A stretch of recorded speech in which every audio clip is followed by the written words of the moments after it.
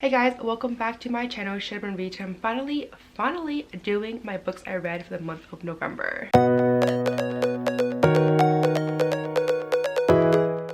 Just very quickly, some stats for the month of November.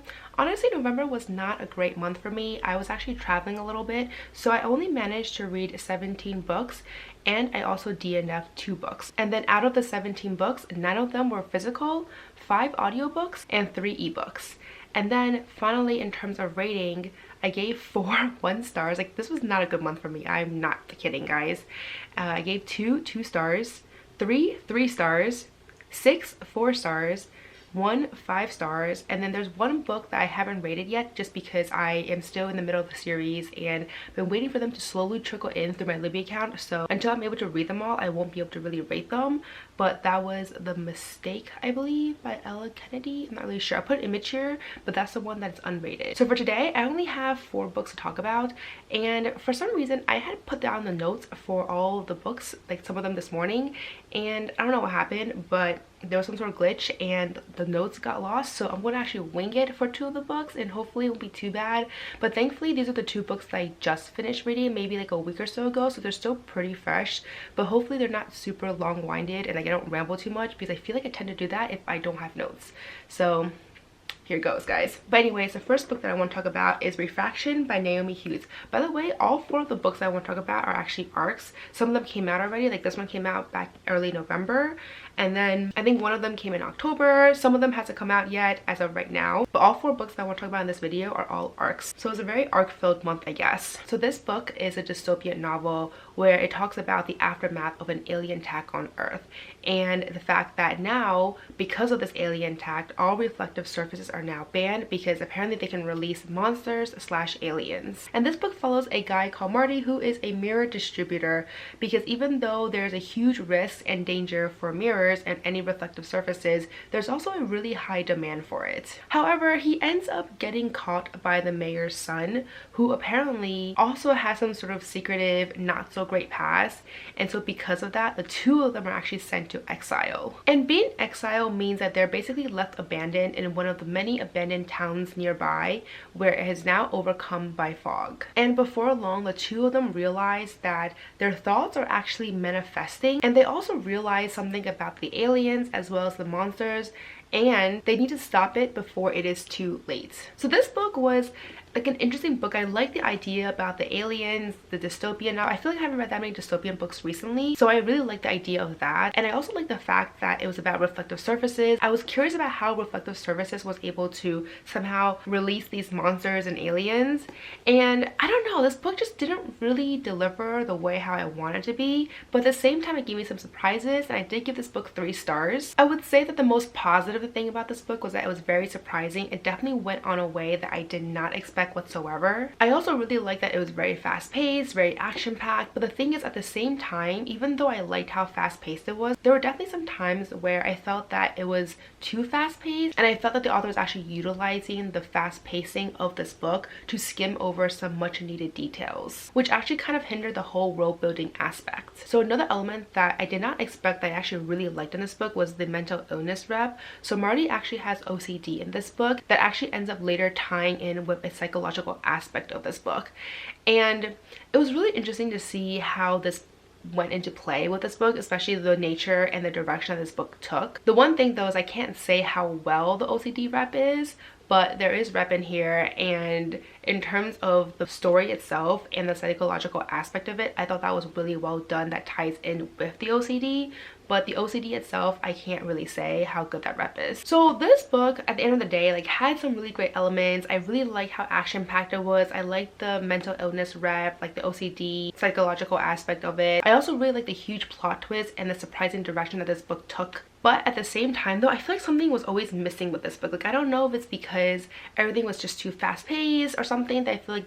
important details were just overlooked, or just maybe the fact that the characters weren't 100% developed, because like honestly, like, I like the characters, but I just never felt connected with any of them. So overall, I enjoyed this book, and if you like sci-fi, if you like aliens, if you like huge plot twists, then I feel like you would still enjoy this book. It was still a good read, it just wasn't amazing. But you know what is amazing? The second book that I want to talk about, and that is A Heart So Fierce and Broken by Bridget Cameron. So this book, guys, is one of my favorites. Like, the first book was also one of my favorites, and I read the sequel and I was like, I have to read it, and it was just everything, guys. It's so good. So for those who don't know, this book is the sequel to A Curse So Dark and Lonely, and because of that, I can't really go too much into detail with this book. So let me tell you a little bit about the first book. So the first book is a Beauty and the Beast retelling, where it follows a girl called Harper who is taken away from the modern world. She currently lives in DC and is suddenly transported into this fairy world to basically help Prince Ren break the curse before he turns into a monster for the millionth time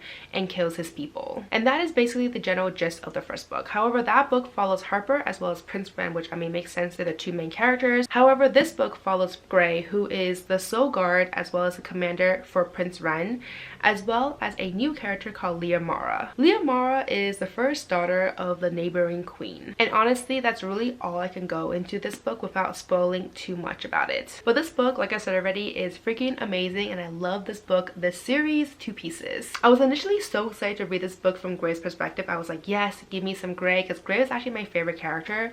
But the thing is, I realized that I really did miss Harper and Prince Ren's perspective, because Harper was like a strong girl. Like, I really like her protagonist, like her POV was great.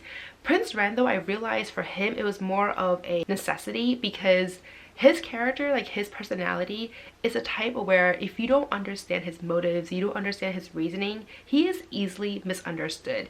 And misunderstand him, I did with this book. Like, the entire time, like for most of the book, I was just like, why is he acting like this? And so I realized I really miss his perspective. Basically, I felt very frustrated with Ren for most of this book. Not only that, but I also really miss Gray's banter with Harper and Ren, because in the first book it really focuses on Harper and Ren like breaking their curse and everything, as well as Gray because he was the only commander and guard there. So it was kind of the three of them constantly talking and interacting with each other. This one, though, because of the way how the first book ended, this one didn't really have too much of Harper and Ren, and so I just really miss all their interactions, their dynamic, and I just really miss the friendships with all three of them, because it was just so pure and heartwarming in the first book, and I really missed that in this book. That being said, though, I did really like Gray's character. I felt that the author did a really good job with maturing and developing his character to who he is now, and you really see his character growth from the first book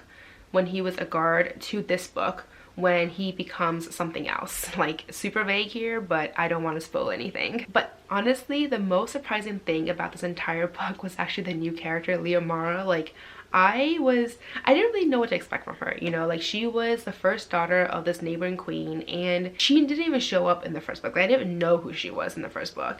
And so for her character, I just feel like in the beginning she was kind of awkward, a little bit shy. I didn't really know what to think about her, but as the story progresses and as you learn more about her and her character, like in her perspective, she is one of the most clever, most quick-minded, most impressive person that I have ever read. There were so many incidences in this book where I feel like no one else knew what was going on, but her, like, who was an outsider, was able to piece things together, and I was just like, how did she do that? But she did it in such a logical way that you're like, how didn't anyone else figure this out yet? Like, come on. So that's basically why I'm like, that girl is just so impressive for me. And of course, as a YA book, I feel like this is not a spoiler because it's like romance is always there, so it's kind of a given that Leah Mara and Gray will end up being paired together.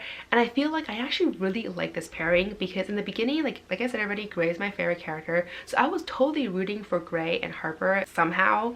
But after reading this book, I am like, you know what, I understand why the author did the way how she did it, because Harper and Ren go well together, Gray and Leah Mara go so much better together, so it just works really well. And finally, the only thing else I have to say about this book is that I thought this was a duology, but it's not, guys. It is a series. I don't know if it's a trilogy or if it's possibly more, but it's a longer series, guys. And so I was so ready for this book to be like, I am done with the series.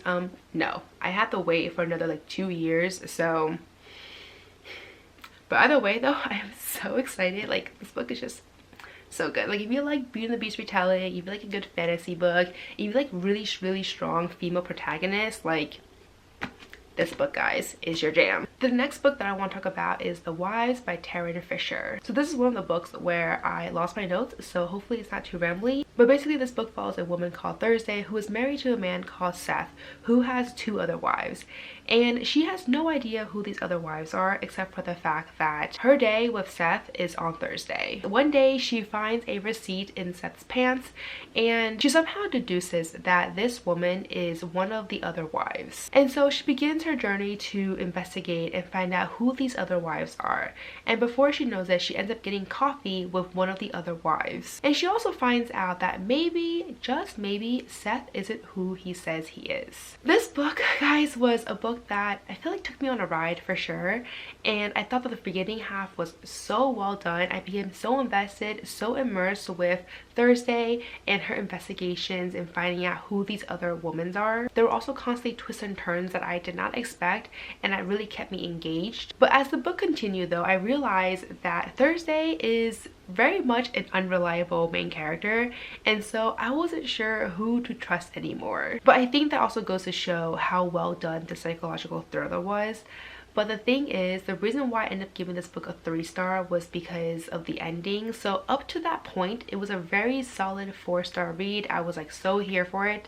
But then the ending happened, and I don't really know how I feel about the ending, because I felt that it became very confusing, and not in a good way. It very much felt that the author was just trying to confuse the readers as much as the author could, and I felt like there was a lot of contradictory statements and facts going on that I was like, so like what really happens? And I have no idea, guys.